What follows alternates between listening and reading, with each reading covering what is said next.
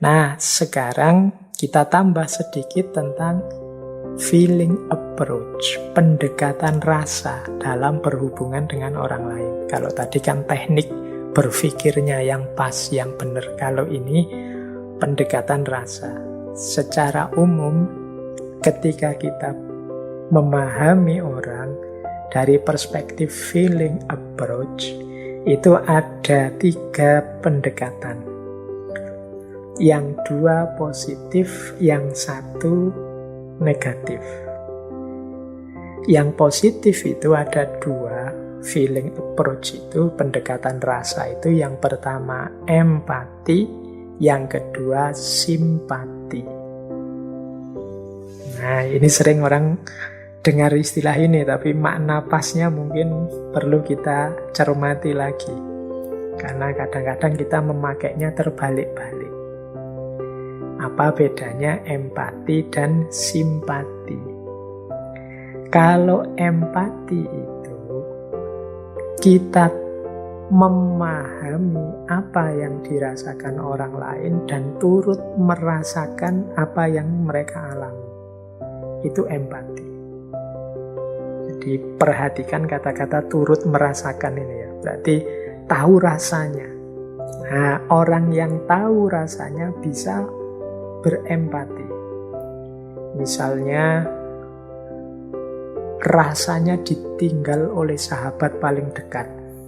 Nah, kita pernah ditinggalkan oleh sahabat kita yang paling dekat. Kemudian teman kita pada gilirannya mungkin setahun kemudian juga mengalami hal yang sama.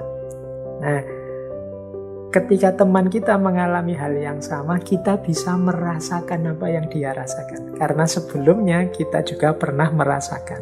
Ini sehingga kita bisa mengempati dia. Aku turut merasakan apa yang engkau rasakan. Ini namanya empati. Dan ini bisa dilakukan syaratnya tadi pernah mengalami sebelumnya. Jadi ini levelnya empati. Ya, misalnya yang pernah ditinggal orang tuanya bisa mengempati temannya yang sedang ditinggal orang tuanya. Kalau kita belum, orang tua kita masih lengkap, kita belum bisa nyampe level empati. Kita tidak bisa bilang, aku turut merasakan ya kamu kehilangan orang tua. Tidak, orang tua kita masih lengkap, kita belum tahu rasanya. Kayak rasa pedas misalnya, tidak bisa kan kita mengira-ira rasa pedas itu. Untuk tahu rasa pedas ya kita makan lombok baru tahu, oh ini pedas. Kalau ada teman kita kepedesan, aku tahu rasa pedasmu. Aku turut merasakan pedas yang kau rasakan. Karena aku pernah ngalami rasa pedas. Nah, itu empati. Jadi rasa paham dan turut merasakan yang dialami orang lain. Dalam dunia sosial ini penting. Mungkin sebagian besar yang dialami orang lain itu sebenarnya juga pernah kita alami. Meskipun hal-hal tertentu tidak. Jadi kegembiraan, kemudian kesedihan, kemudian rasa jenuh, rasa bosan, itu bisa empati. Para murid mungkin karena sudah bosan sekolah daring, sudah bosan mahasiswa kuliah daring, itu bisa saling mengempati karena sama-sama turut merasakan. Itu feeling approach yang pertama. Feeling approach yang kedua, simpati. Kalau simpati itu aku ikut prihatin, aku merasa peduli dengan kesulitanmu, aku turut berbelasungkawa dan lain sebagainya. Ini namanya simpati.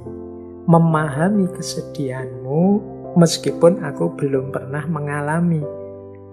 Aku prihatin dengan bencanamu, dengan kesulitanmu, dengan musibahmu, meskipun aku belum pernah mengalami. Aku ikut prihatin. Ini namanya simpati. Jadi, baik empati maupun simpati, dalam dua-duanya ada unsur rasa pedulinya.